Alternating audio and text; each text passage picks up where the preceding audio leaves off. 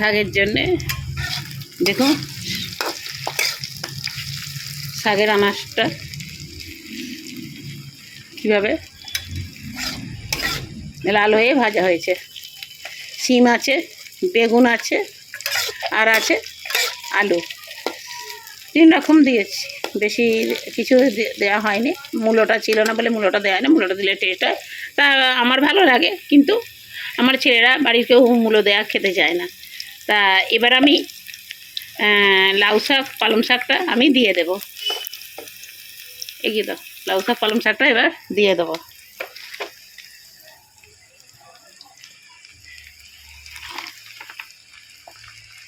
দেখুন এবার আমি একটু নুন দেব।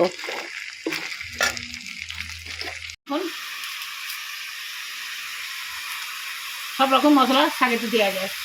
এটা আমি দিলাম ধনে, এটা দিলাম জিরে, এটা দিলাম হলুদ, এটা দিলাম লঙ্কা গুঁড়ো,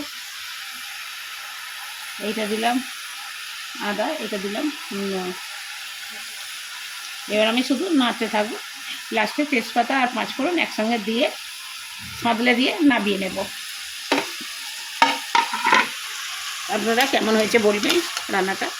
আগে রান্নাটা করি, দেখুন, আপনারাও বাড়িতে করবেন, ভালো লাগবে।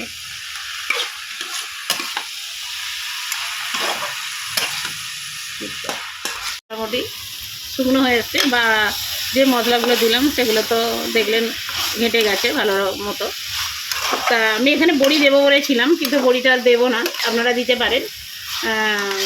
তো আমি বড়ি দিলাম না, আমি শুধু এবার একটু জল দিয়ে দেবো, সামান্য জল দেবো। দেখে নিন জলটা কীরকম দিচ্ছি। বেশি জল দিলে তরকারি টেস্ট ভালো হয় না, যেটুকুন লাগবে সেটুকুন দেওয়াই ভালো, তাতে তরকারির টেস্টটা পাওয়া যায়। দেখে নিলেন কতটা জল দিলাম, তো এই জলটুকুনি লাগবে, এর বেশি লাগবে না। তা আমি এবার এতে একটু চিনি দিয়ে দেবেন সামান্য, এমন চিনি দেবেন যেন মিষ্টি না হয়, মজা যেমন আপনারা খাবেন চিনি সেইভাবে দেবেন। তা আমি সেরকম চিনি দিইনি, হালকা টেস্ট আনার জন্য অল্প দিয়েছি। তা সেটা আপনাদেরকে দেখানো হয়নি, তাই বলে দিলাম। আমি এবার চাপা দিয়ে দিচ্ছি, দেখে নিন। হ্যাঁ, একটু ব্যস্ত ছিলাম বলে আপনাদেরকে 5 ফোড়নগুলো দেওয়াটা দেখানো হয়নি, কিছু মনে করবেন না। আমি এবার দিয়ে দিলাম শাকটা, দেখুন।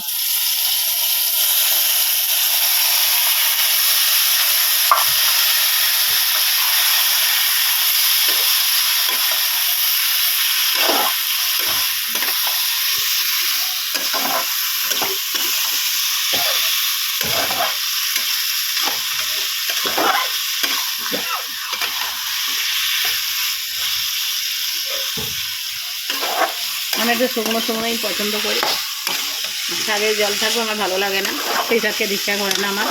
আমি একটু শুকনো শুকনো পছন্দ করি। তা আপনারাও এইভাবে শুকনো শুকনো করবেন, আর খেয়ে দেখবেন, আর বেশি জল দেবেন না। জল যদি আপনি বেশি দিয়ে ফেলেন তাহলে আপনার রান্নার টেস্টটা চলে গেছে পুরোপুরি জানবেন।